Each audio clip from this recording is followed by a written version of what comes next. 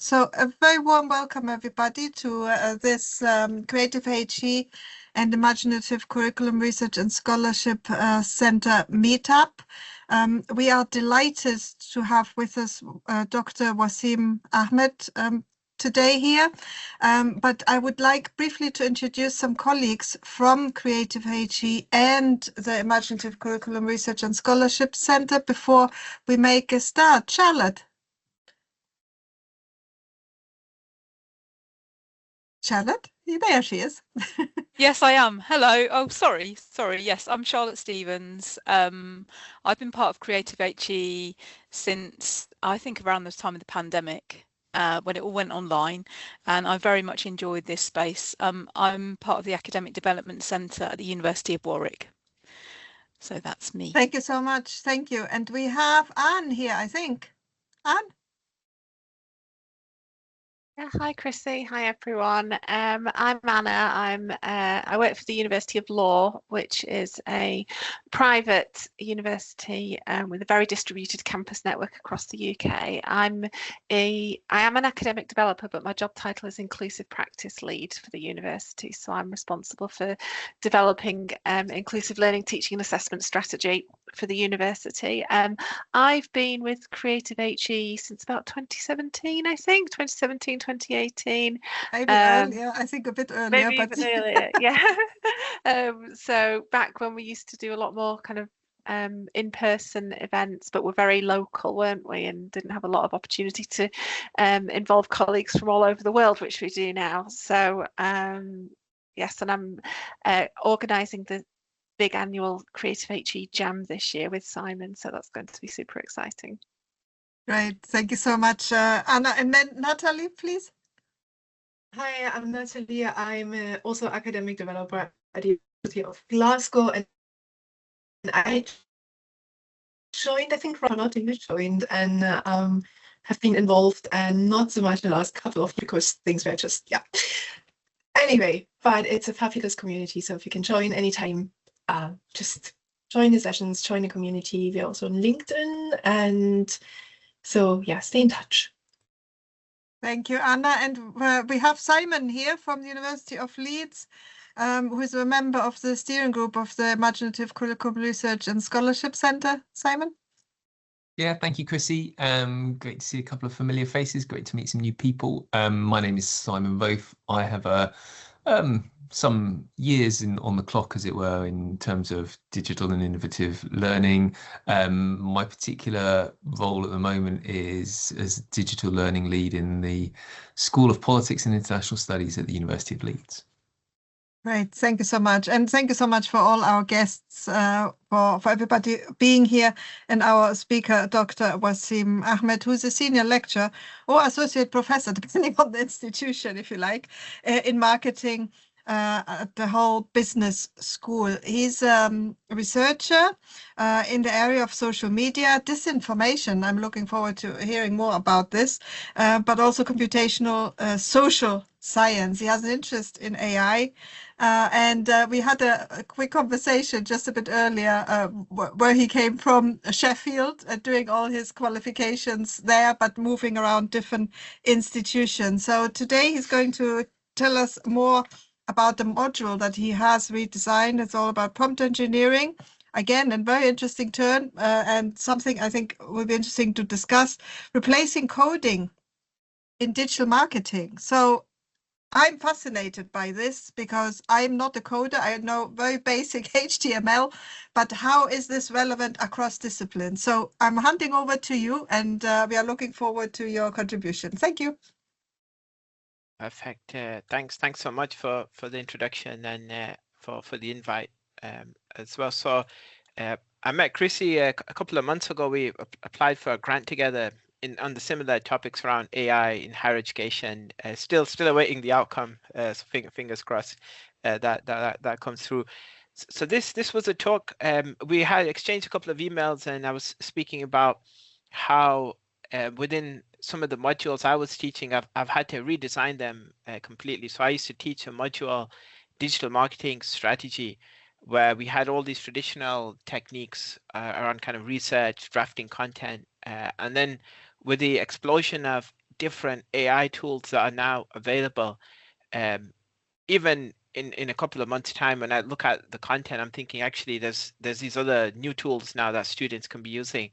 And similarly, within modules where we might have been teaching them some levels of coding, there's now a huge variety of different tools that they can actually use as well.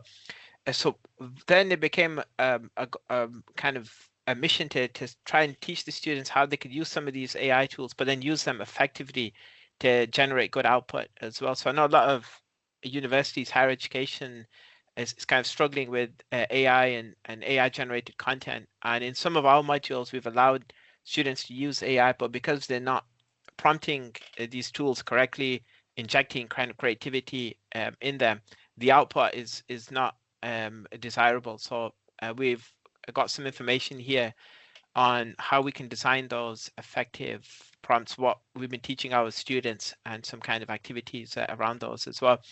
So I teach modules on our master's programs in digital marketing strategy. I teach on our undergraduate module, international marketing as well. And in my module, international marketing, I allowed students to use AI tools and just ask them to signpost and reference where they've used it. And we do have some sessions on how they can use AI, how they can use it creatively, what types of prompts to use, and kind of imagination in there as well. In addition to that, I also teach on our AI for Business program as well, where we get businesses from the local region to come into the business school, and we show them how they could use AI within the organization, how they can become leaders within AI as well. And within there as well, we teach our learners around prompting correctly, limitations and kind of strengths of those AI tools as well.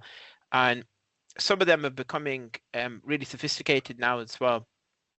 And when we think about the kind of AI tools, I think I've just seen a question here as well. Let's go. Yep, so in terms of the official line of using AI in the University of Hull, we have an AI task force, and depending on the modules, we've got quite a lot of flexibility. So we have been encouraging a responsible use of AI, so using it within assignments, but disclosing it, adding quotations, signposting where the kind of images have come from as well, and trying to include different AI touch points within our different courses as well. So making sure the different students have the ability to use AI or have some knowledge of those different tools in there as well. But some of them, especially from digital marketing, now you can actually use the AI tool to generate the image, create the text as well. So we're showing students what is kind of AI generated, what is not.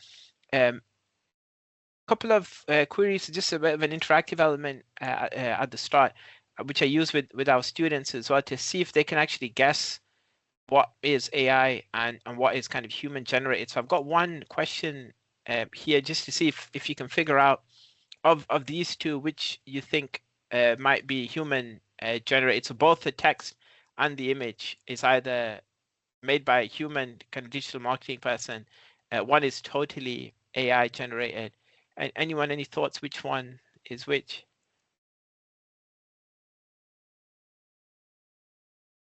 Let's capture our responses in the chat, perhaps, or if somebody would like to openly state here their thoughts.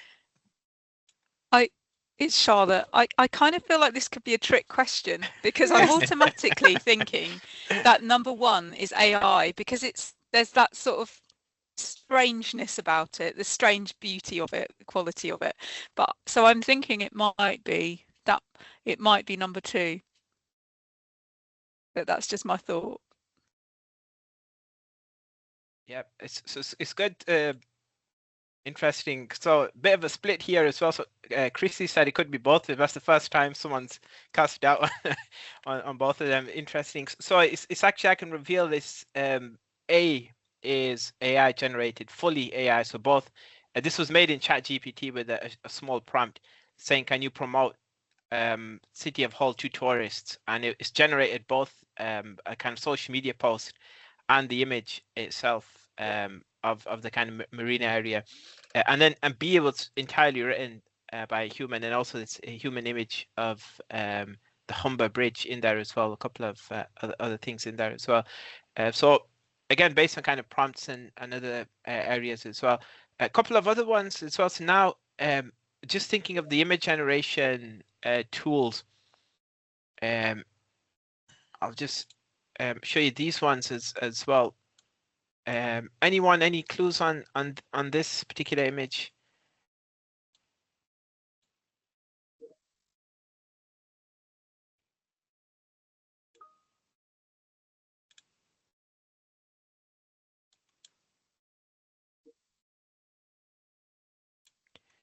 So one is human made and then kind of touched up slightly, and then one is just fully AI.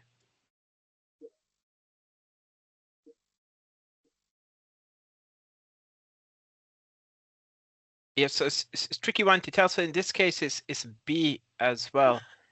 So B is AI generated, and then AI was human made with kind of touch ups as well. And then the final one, so AI not only is generating images, it's also ancient kind of text and other information as well. So I'll just show you another one here as well, if anyone can guess. Again here, which is AI, which is kind of generated by, or which one is real?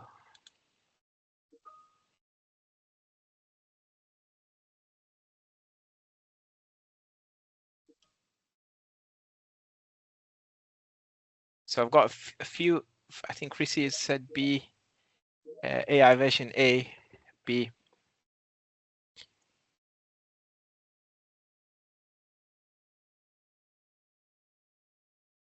Interesting. So this one it is actually B. B is AI generated as well.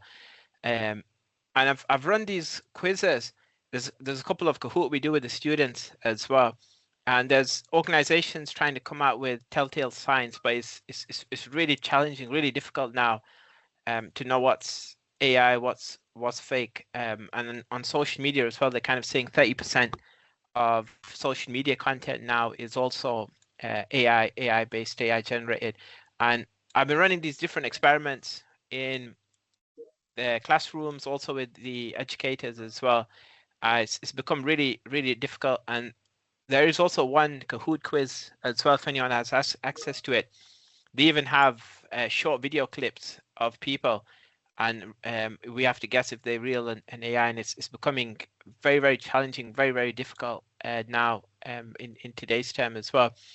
In terms of what I mean when I'm speaking about AI today is mostly the kind of large language models development. So AI is a massive field. You've got all sorts of things happening, but these days LLMs, large language models, things like ChatGPT, Gemini, Microsoft Copilot, is a specific type of AI, large language models, and they're allowing us and our students to develop content, produce images, kind of write assignments as well. One of the tools, Claude, recently released a new model version, Opus 4.6. I've played around with it, and it can write entire reports, student reports, with all the formatting, and it does it to a really high level here as well. For our students, there's huge amount of different tools here as well, and we've picked on some of these to kind of help and show different students in there as well. One, so it's a good question Chrissy has raised. So one of the issues with some of these AI tools is that there's stuff there for writing, for productivity or automation, and this is what the impact is. So this is what some of the tools can do. So they can write the SEO copy, email flows, generate personas, social media calendars. You can actually build web apps, create the reports and other areas as well. And now the challenges become our students kind of thinking or understanding what they're able to produce and how are they able to kind of implement those within there as well. And so I've got some session, some material around what prompt engineering is and how it can be used, and some of the insights that it can give. So one area within copywriting, I saw Chrissy's question on how do we still kind of get them to do the tasks or kind of think for themselves. It's around injecting some creativity into what they're actually developing, and thinking about the outcome and being creative in using those prompts and the outputs as well. Depending on the simple prompts that you give it, the output you would get will be quite basic in there as well. That activity I used earlier, the photo activity, is a mix of two things. So it's been used to kind of raise awareness for the students, to get them thinking about whether they can spot AI content or whether AI content is kind of distinguishable from traditional content. I will just show you a couple of tools that we've been using in terms of showing the students of what's possible and on all the different ways. So institutionally, I saw a question on what tools we recommend students. So the university has access to Microsoft Copilot for students. A basic version of Copilot we've got within our Outlook and some other tools as well. So we've been recommending Copilot. I know some students are ChatGPT, still using ChatGPT as their main tool. They might have their own version or be using the free version in there as well. I'll just show you an example of these tools being able to code as well, if anyone's not seen it. So you can actually get these tools now to go away and build code as well. For some of the companies that we're working with, you can actually ask them to go away and actually build programming code in, for example, these are some examples in ChatGPT. It will go away, build the code for you. In other tools like Claude, as I mentioned, it can actually build entire apps, websites in just a couple of minutes. I'll just play this interaction. I'll see if this works.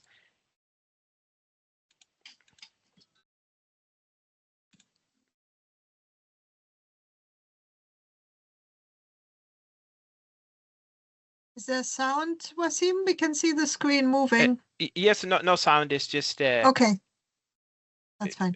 Showing a user engaging with this tool, adding in the prompts. It's thinking, and it's actually creating a chat app live whilst the person is just prompting this tool. And on the right hand side, it will actually go away and develop a chatbot that you can engage with and look. So, and you're able to do this just by using prompt engineering, giving it prompts, and it will actually go away and generate the tools as well. So it then becomes a way of how do we get the students to come up with these prompts, these ideas as well.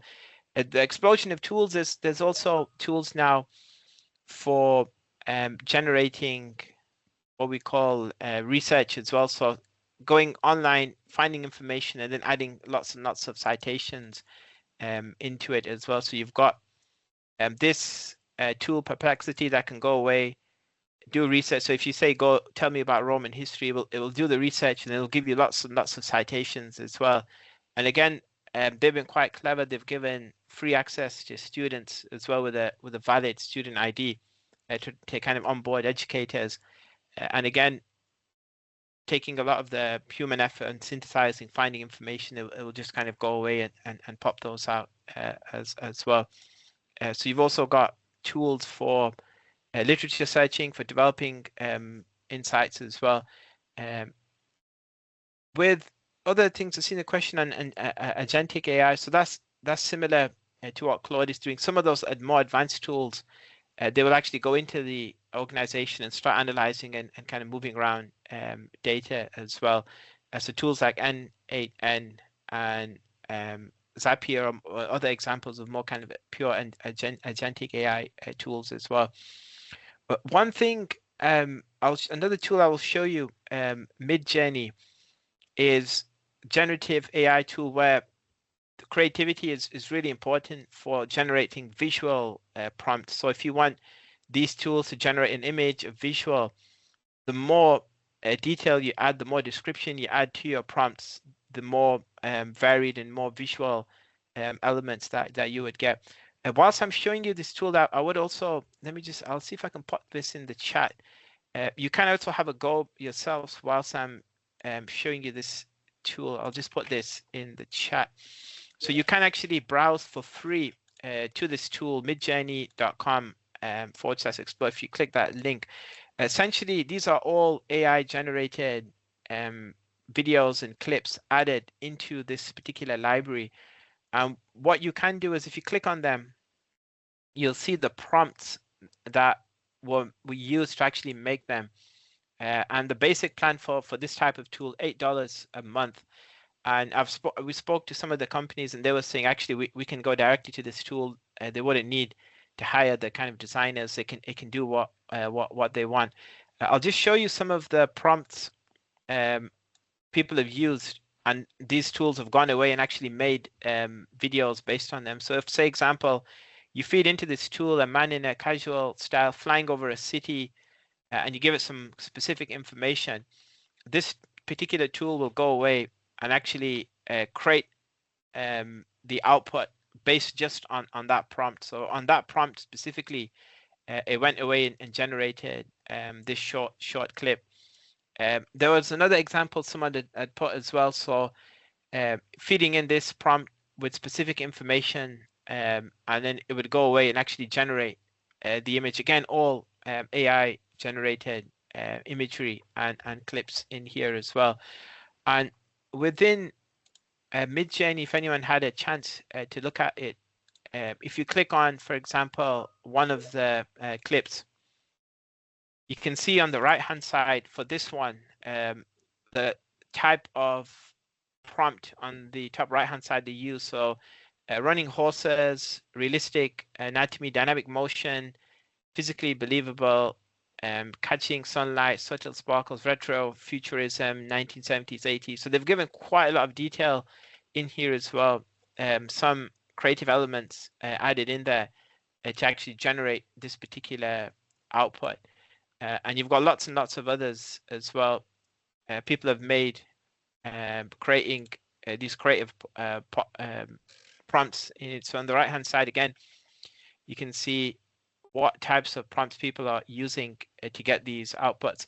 Often some of the best visuals, best outputs, if you look at the level of detail in that prompt, they're highly specific, highly creative, and they're able to actually create these outputs as well. So within digital marketing strategy, thinking about developing these outputs, the more creativity injected into those prompts really help here as well.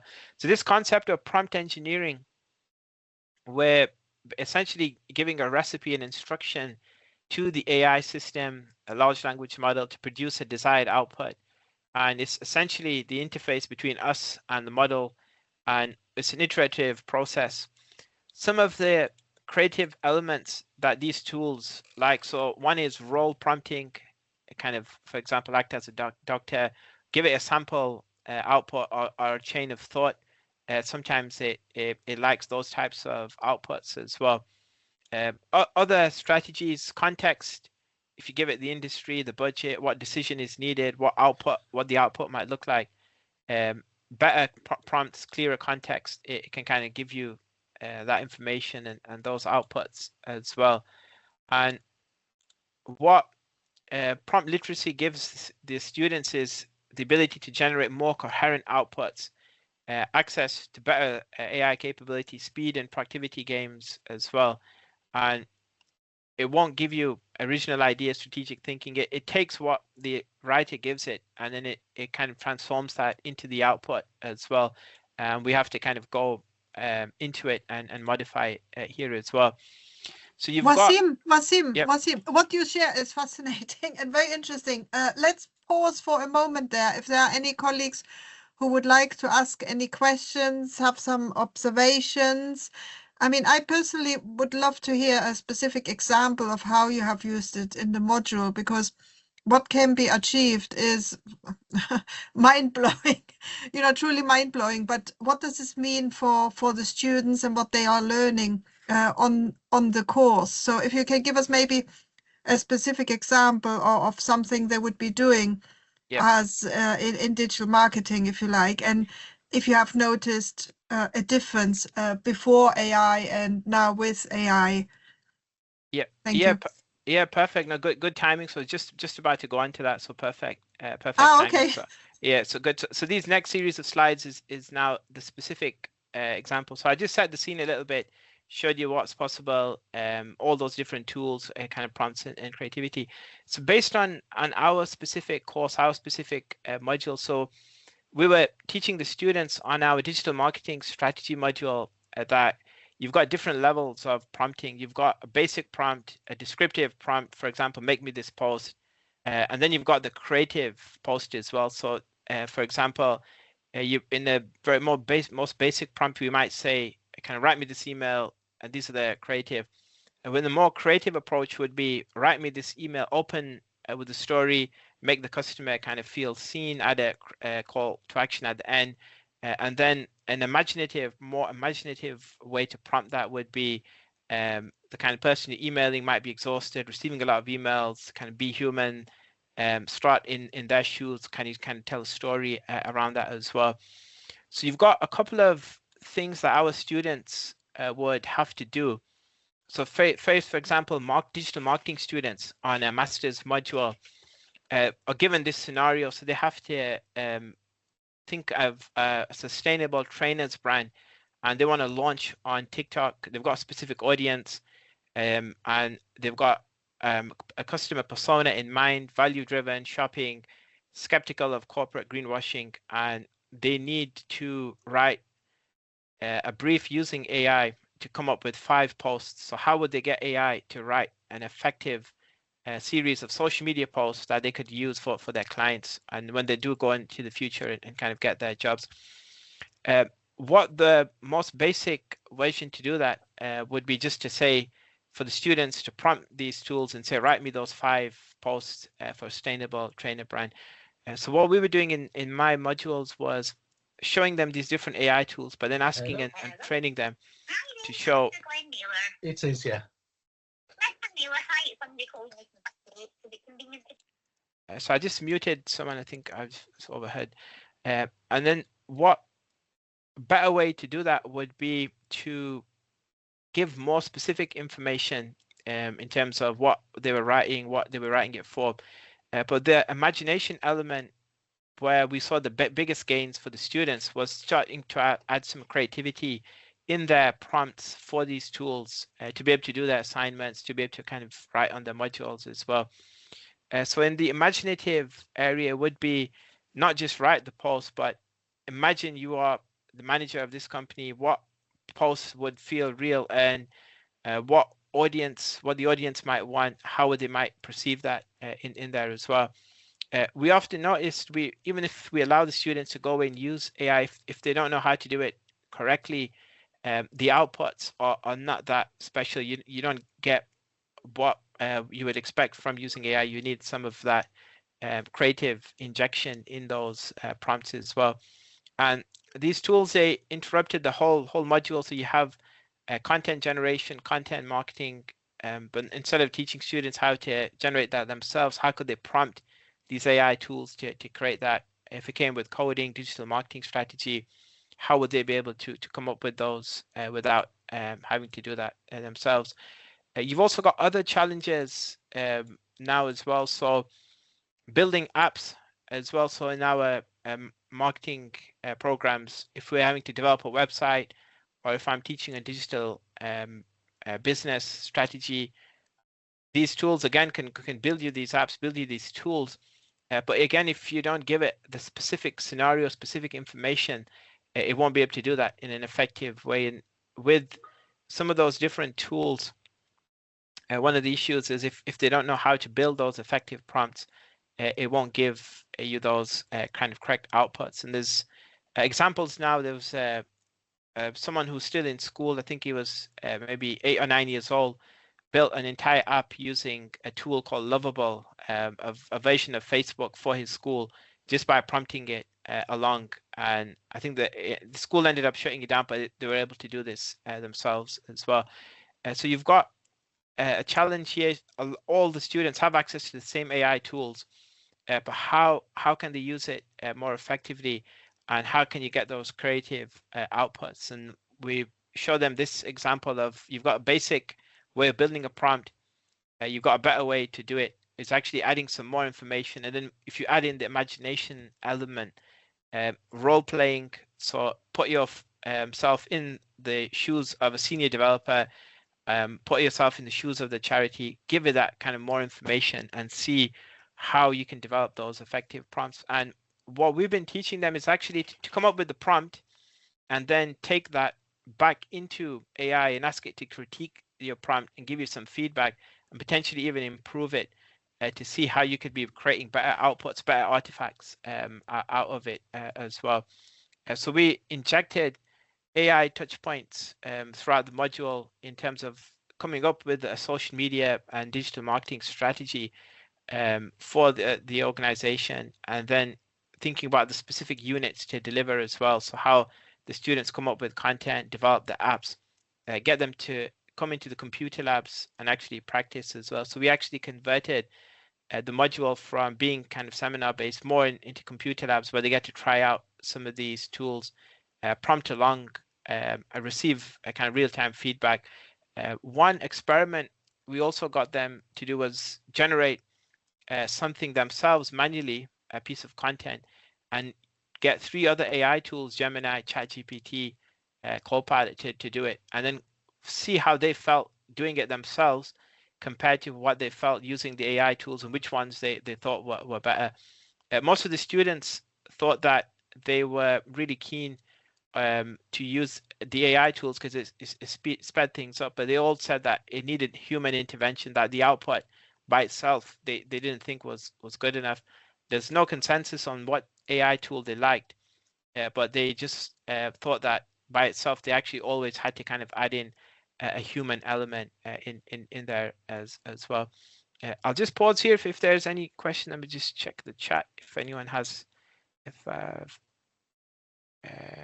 Thank you, Wasim. I think this is just fascinating there, but it generated questions in me here about what happened before AI, and what if somebody pulls the plug on AI, and it's not there. Does this mean that students are unable to work without it? Because there are, fears about developing dependency on the tool and on the way of working, which may not help them learn the fundamentals of a discipline, which I think for many disciplines it's outside AI, so they can then use AI in a critical and creative way, as you said.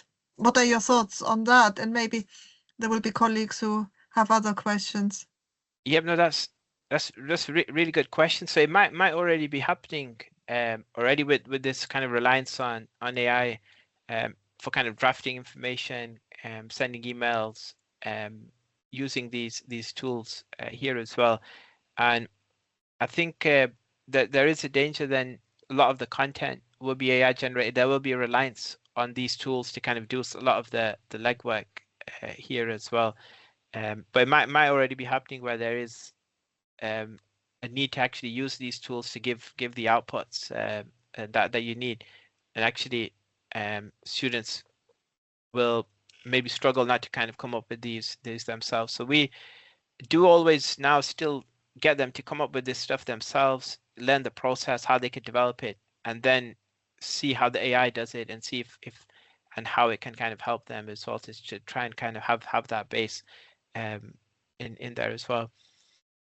Thank you. Is there anybody else who would like to ask a question? I know Charlotte had one very early on about the pictures and how these are used. Is there something we could maybe briefly discuss, Charlotte? Would that be useful?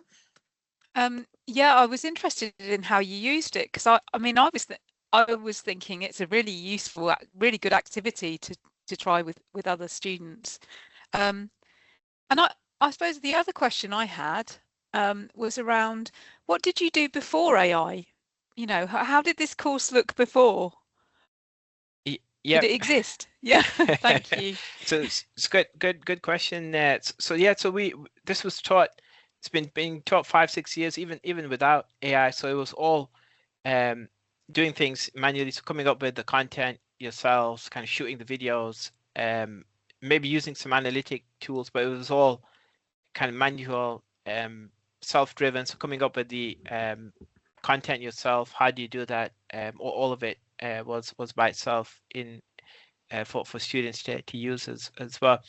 I also picked up a comment as well in the chat, I think might be by you, Charlotte, around why some AI images might not be that good, potentially because of not having imaginative prompts as well. So that's another good one, because you can get now tools like Gemini and other image tools. They can build visuals, images, and outputs.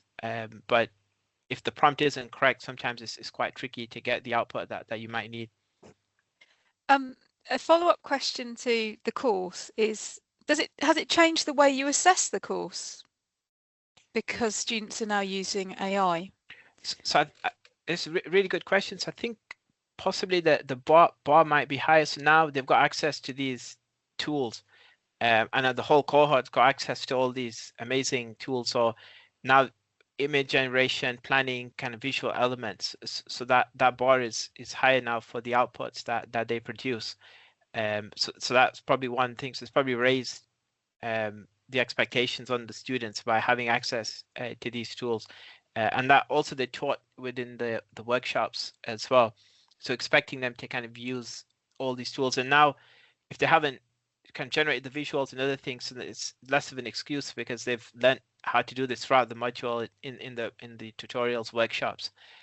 So it's probably had an impact on the kind of expectations on our side, but also the quality that the students can produce as well. Thank you, Wasim.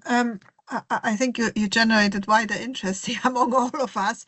I have some questions, observations about the prompts.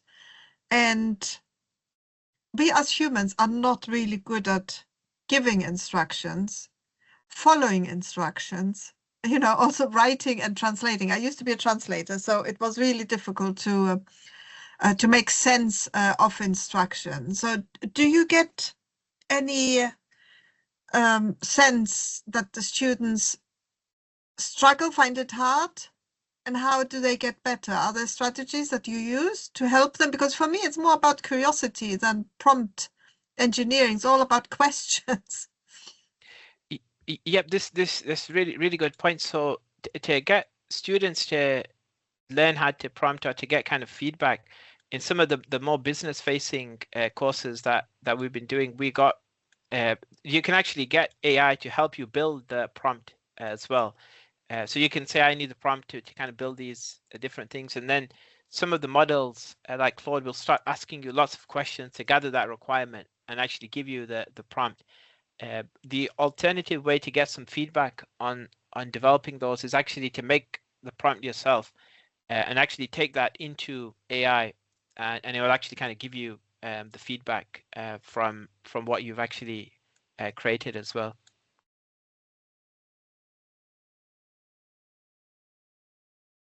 Sorry, I wanted just to say that I think will be turning into Dickens, who's highly descriptive of things, because in order to get what we want, we would need to describe in so much detail, which I suspect will be frustrating for some, depending on what the learning activity or the assessment is about. So that would be interesting to see how this is developing. Simon, did you want to say something? I was just, at what point does the division, the analysis of the prompt become both the sort of learning and the assessment in and of itself, and anything to do with the output is, questionable or potentially even irrelevant? And it's a rhetorical question of the grandest scope. So forgive me even the pretension of asking it, but it just sort of is like thinking about how you write the prompt seems to me to be the most useful skill that we're talking about here. And if we're able to share that effectively, what skills do we need to be able to do that effectively, and how much of that is, you know, ubiquitous, and how much of it is specific to things like disciplines. It makes me ponder, you know, not unhelpfully in many regards, the value of different disciplines where essentially the skills of asking good prompts are the same in marketing or education or diplomacy or etc., etc. You know, the Wasim, disciplinary nature of this is really interesting. Yeah, I mean, is it more than about the process, isn't it? Instead of the output, the product, Simon. Yeah. So what are we looking at? What is the process that is the most significant part of this? And what processes are being asked for, and what processes are being delivered on? Yes. Thank you. If we're not in a position. Sorry. Yes. Sorry. Sorry, Simon. Did you finish? Apologies. Well, it's just no at all. It's just, you know, if the skill is in asking the question, which, you know, I'm quite happy with, as it were, then, you know, but what I'm almost, the answer is almost irrelevant.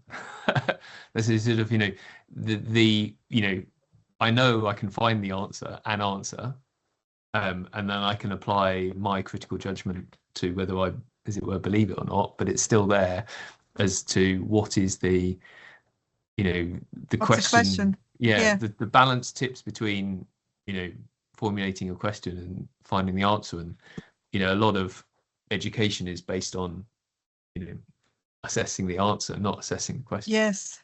Yeah. And that's something I think for all of us to think about. I mean, I'm delighted we have Edel here from the School of Design. So your input is invaluable.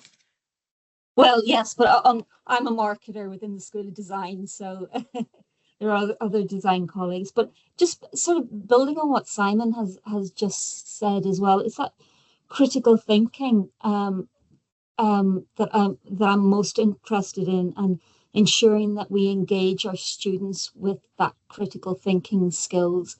And I think, Wasim, thank you for the presentation, because I'm not a prompter and I hated coding and anything to do with coding. So I actually like that I could put things in code easily, well, relatively easy to a certain level. But what I'm looking at as an educator is how do I, and I think you've given me some answers here, is how do I proactively use generative AI within my teaching to, because there's a lot about cognitive offloading with generative AI. And you can see that a little bit, but I think with some students, because we're not teaching and engaging within an assessments, they're actually cognitive surrendering. So I don't need to go to my lectures. I don't need to know my knowledge. AI will produce this article or this essay for me. And I think we have to take some responsibility because we're not proactively using generative AI. And I think Wasim is putting in, I know in some of the, Benjamin and a few other people have put it into their chats, that we're beginning to say, okay, well, this is part of your training. This is part of your, how we're teaching you, but we're teaching you to be critical by, and using these tools rather than surrendering, you know. So the more you go to a lecture, the more you'll be able to create the scenario around the you know, how you describe a marketing environment, how you describe a customer. At the moment, because this is new to me anyway, I'm not joining up those dots for the students. And when I'm not, they're becoming lazier, and it's garbage in, rubbish out. And I think this is why I joined this session today, because I want to make sure I'm joining those dots and the critical thinking will come out and knowledge will go in. Yes. For me, that's the problem. Knowledge is not going in anymore because they're surrendering and they think they can do the assessment to an okay standard without the knowledge. Yeah, that's so I don't know if there's a question there, but there's. Yeah, thank you. I'll let Wasim respond to that, but just some thoughts about. I'm just wondering, because we know that, I mean, even before AI, there were many students who were strategic, and if you look at there has been research on that. We say some students are deep learning, surface learning, and strategic learning. I don't think that has changed, but it may be easier perhaps to be a strategic learner and do what you just described there. Thank you for your openness and honesty to share, your personal experience. And I think a good medicine would be maybe to hook up with somebody, maybe even Wasim, in marketing to see how you can maybe find ways to collaborate so that you can maybe try some of the things. I think the best thing is to experiment, isn't it? Wasim? Yeah, and one of my colleagues, Yep. Alicia, has just had left a little while earlier. So I've noticed she's interested in it as well. So I think Great. we'll probably, and maybe even Simon, we might get you involved. You're in Leeds as well. So Yeah, Yep. great. Wasim, would you like to? Yeah, Thank you so definitely. much, Ada. Really good points all around. So I really liked also the comment earlier on whether we should judge the outputs or the prompts themselves. So I remember I raised this to some colleagues maybe about a year and a half ago. So there's still skepticism of AI and the outputs. So I did get some pushback when I suggested the assessment could be they design the prompts and we kind of look at the prompts. So I think there's still skepticism on AI, but I've been looking at some of the newer models coming out, and the outputs being produced are really sophisticated. Where you do wonder whether actually it is better to use some of these tools, prompt them correctly. You can actually the students can build an entire knowledge base of an organization, a company, a client that they might be working with, and it can generate content now. You can't distinguish it from a human or a kind of AI generated, and they're adding kind of depth in, and they're getting better and better. So the idea of actually what do we teach the students is the prompt. That's something interesting to explore. Chrissy, that could be our next project to maybe explore. There you go. Yes. So that could Anybody be- who wants to be part of it, you're all welcome. So, Thank you. Thank you so much. And we have Ben here. Ben, would you like to maybe make the point here? I'm just the last looking at one. your last comment in the chat. The industry, 2 weeks ago, no, 3 weeks now, in January, 3 weeks, January. In end of January, I met an industrial partner, which we work with quite a lot anyway. So we were talking about using AI, and they were saying that, that they're very uncomfortable of using it, because That's an engineering. Yes, that's an engineering. Yeah, I can say they are engineering, but I cannot say who they are. Yes, no, that's fine. Yeah. So, but they said that they are very uncomfortable using. I did not really pursue that question, but because it was just a casual chat over some coffee and tea anyway. But then they because we were saying about student using AI and so on, but they said they are very uncomfortable using AI. I did not really ask, but it is something that I want to know more. It could be just that person alone that maybe, because somehow their personal preference may influence what they say, whether they're really uncomfortable personally or as a organization. I do not know. So I need to find it out because I have few industrial partners. I could find it out from few people and see what they say about that, especially in that particular industry. Yeah. So that's all I can share with you. Yes. Yeah. Thank you. Yeah, it's really hard, isn't it, for graduates at the moment, depending on the discipline.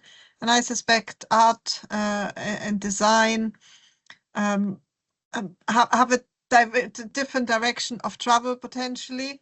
I don't know. I mean, I have a graduate who's a 3D game artist, and he really struggles to find a job at the moment. And one of the things usually graduates blame is also the use of AI and how entry-level jobs are replaced by AI. So I would be very interested to find out more about that as well, and what that means for curriculum design also. What's our responsibility, as Wasim has demonstrated, enabling our students to learn how to use it responsibly and ethically, and stretch what is actually possible potentially with with AI, but also with collaborating with other students and industry potentially as well. How is this working? Because one of the other big challenges is that students seem to easily work with, or more easily with AI than with other human beings. What are the societal implications there as well? Are your projects sort of group projects, Wasim, so that students would also work with other students? Yes, really interesting. So they are individual, but I've noticed there's a big pushback for students. They don't like doing group work. I don't know if this is recent or because of AI or just in general, because I do get a lot of queries asking if they could do the assignment individually. They don't want to work in the group. They're often scared because they all share the same mark. Maybe the others aren't on the same wavelength, and they now with a possibility of AI, you can just have those chats with it, and it will kind of produce as well. Interestingly, I've seen one comment around the data being shared. So we in tools like Copilot, some of the institutional licenses, it doesn't train on the data. So I think in Hull University, at least, we have got access to Copilot where it's the enterprise version, so they're not training on the data. But actually, some students could be using their own ChatGPT, other tools, where they're actually inputting a kind of information and in confidential information in there as well, which is not good. Yes, that's interesting what you say about group work. I think collaborative learning and group work more generally can be problematic, but I think it's a valuable skill to learn how to work with people who are maybe not like us, because that's life, isn't it? We all need to learn to work with people, full stop. We can't always select the ones we want to work with. So it's an important skills, and having actually these challenges, early on, and finding ways through it. How can we resolve challenges and work together is something that will prepare them for the world of work and life and life more generally. So I think that could be another interesting project, like the impact of AI on group work. As well, would be really interesting to hear from the students' perspective as well. Yes, great. Okay, I think Edel is writing something, or would you like to maybe switch on the microphone? Okay, and share sorry, I was just going to say that quicker. we had just yesterday we had a nice exercise where we did a debate around green marketing and sustainability, and a debate pros and cons. And we got the students to work in different groups, and sometimes they don't work in groups anymore. They just use ChatGPT or something else. But we actually forced them to work as a group, then go to ChatGPT, bring back different arguments, then collate that, and then speak, debate it, one team against another.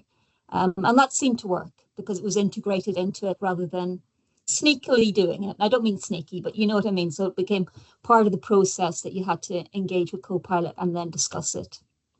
Right. So there are ways, isn't it, how we can help students to learn the value of human to human collaboration and not just human machine. Okay, great. If there isn't anything else, I think we can finish off here. A big thank you to Wasim for this insightful contribution and sharing examples from fresh practice, from current practice. And we are looking forward to seeing how that work develops and potential projects from that as well. Hopefully, there may be some collaboration also between Hull, you, Wasim, and Leeds, and others who may be interested. So please stay in touch. And just a quick note that our next event will be in March, and I've just shared the link if you would like to have a look and see what's coming next. But we are open to any of you if you would like to present something in the future. Please reach out to me or anybody else from Creative HE or the Imaginative Curriculum Research and Scholarship Center. Thank you for being here. Thank you for your contributions and all your questions and thoughts, and we'll see you again soon. Thank you. Bye-bye. Great, thanks. Bye, Thanks everyone. everyone. Nice to see you. Thank you. See you